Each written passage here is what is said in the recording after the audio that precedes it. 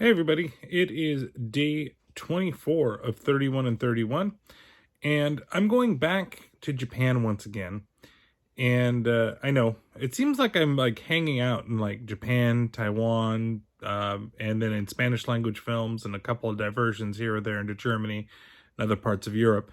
Um, but these are films that I haven't seen, or have wanted to talk about for a while, and I'm telling you that there's still going to be some more from Japan that probably pop up, as well as a couple of different places. I'm still looking for one. There's one that my wife wants me to watch that I've never seen before, and I might take a chance and watch it and see what happens with it.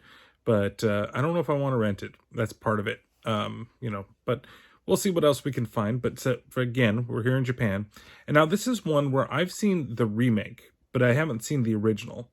And so I decided, why not? It's available on Tubi. Let's go ahead and give it a chance. And that film is Dark Water. Now, I like the Jennifer Connelly version. It's not bad. It's a little slow, but I think it's serviceable for what it is. And I think after watching the original, I think it's a pretty decent interpretation of the Japanese one. But what I really liked more about this one than I liked about the remake of it is the relationship between the mother and daughter. Now, I think it's Ikuko, and I cannot for the life of me remember the mom's name. I think it's Yoshimata, something like that. Could be something. I'm terrible with names, especially when they're like in Japanese or in foreign languages. But the relationship between them is so good in this film, and like everything that she's doing to fight for, to keep her from going to her dad and like proving that she's a good woman. And it's the things that you don't see that prove that she's a really good mom, and the kid deserves to stay with her. But if you don't know, the general premise of the movie is that a mom, she recently has divorced, she's trying to get sole custody,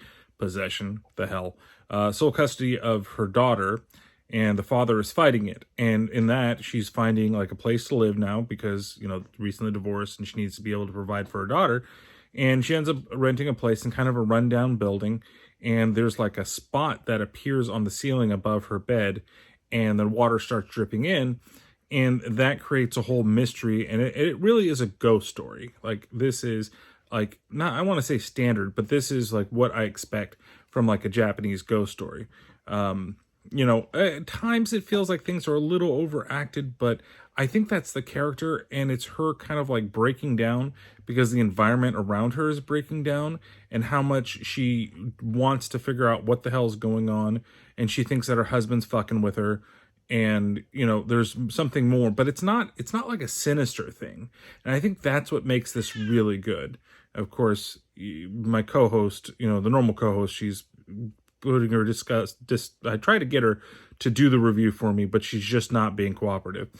But nonetheless, it's like I said, I think it's well shot. I think that the terror comes from definitely from the unknown and kind of what's going on. And when you see like the creepy little girl and stuff like that, it's not enough to make it like overbearing, but at the same time, you get this kind of like factor with it that just makes you want to explore what's going on there.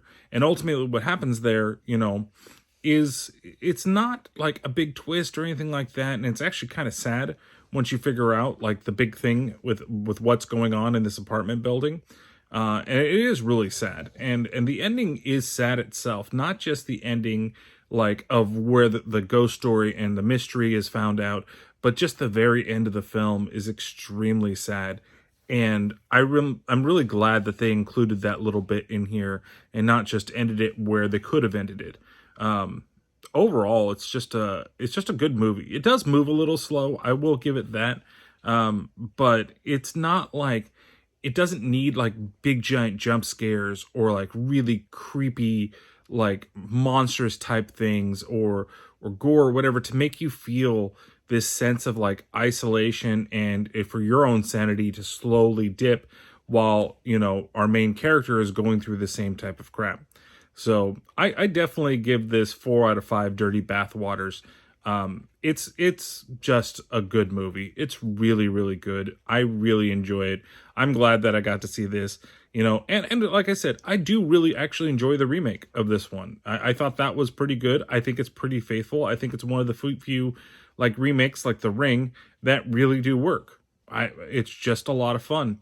But again, it's not really for everyone. I feel even this might not be for everybody, but for me, this is perfectly fine. And like I said, it's up on Tubi, which is great. And so you can watch it. But the problem is I had with it on Tubi was that it's actually just in Japanese. And the way to get the subtitles is you have to turn on the closed captioning, which was really weird. And I was worried that the closed captioning was just going to put on the Japanese, but it ended up putting English closed captioning, so then I got to watch it subtitled. But everything else that's just on there that's subtitled is readily available without any worries. And so this was weird that, like, without putting closed captioning on, I wouldn't have been able to watch this movie the way that I wanted to watch it. So we'll have to see what comes up next for one of these 31 and 31s. We still got a long way to go. We are down to the final 6 movies. We definitely are, we're definitely going to hit some places again.